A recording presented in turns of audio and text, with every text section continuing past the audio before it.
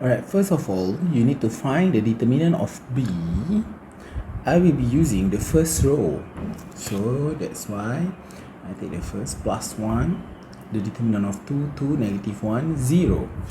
And then it should be negative 3.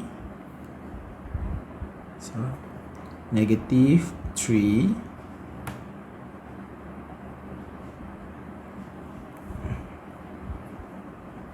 0, 2, negative 2, 0, and then plus 2, 0, 2, negative 2, negative 1.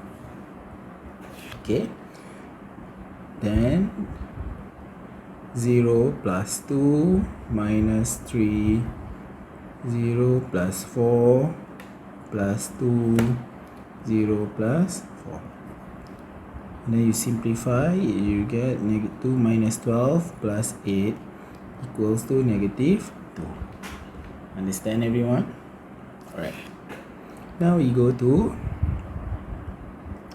the second question, which is find the cofactor of matrix B. Okay, the cofactor you have learned before. First,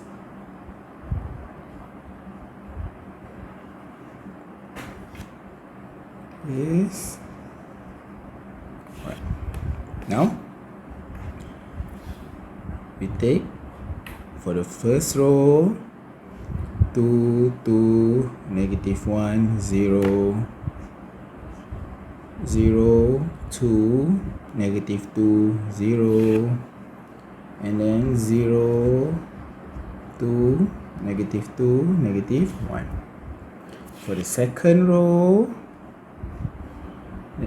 3, 2, negative 1, 0, 1, 2, negative 2, 0, 1, 3, negative 2, negative 1. And for the last row, 3, 2, 2, 2,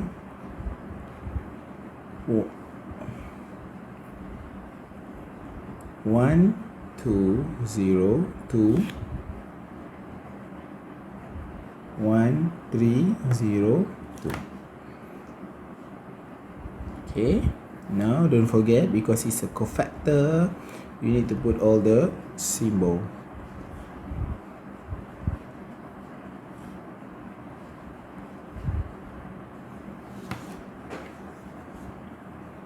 Understand?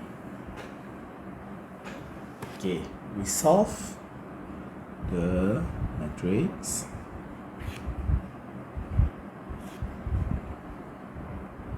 So here we go. It's 2,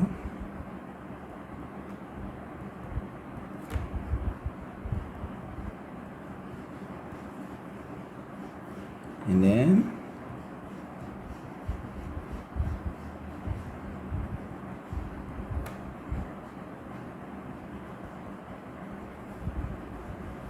for the third row,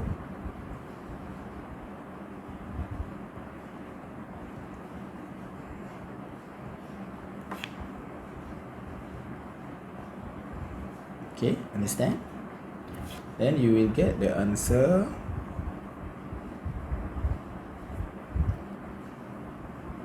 2, negative 4, 4, negative 2, 4, negative 5, 2, negative 2, 2. Understand? Alright. The last question they ask for, hence find the inverse of matrix B by using adjoint method. Okay, as you know and as you have learned before, B inverse, by using adjoint method, the formula is 1 over determinant of B adjoint B.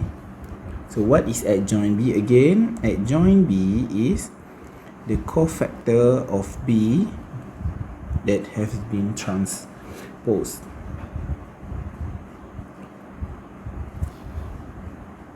So we find the adjoint B first. The transpose of the cofactor B, you will get 2, negative 2, 2, negative 4, 4, negative 2, and 4, negative 5, 2. Last but not least, you can get B inverse is equal to 1 over negative 2 times it with the adjoint.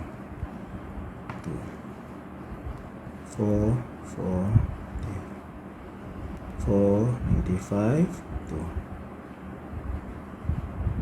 And then don't forget to multiply all the elements in the matrix into the matrix again. 2, negative 2, 1, negative 2, 5 over 2, and negative 1. Okay, that's how you find the inverse matrix by using adjoint method.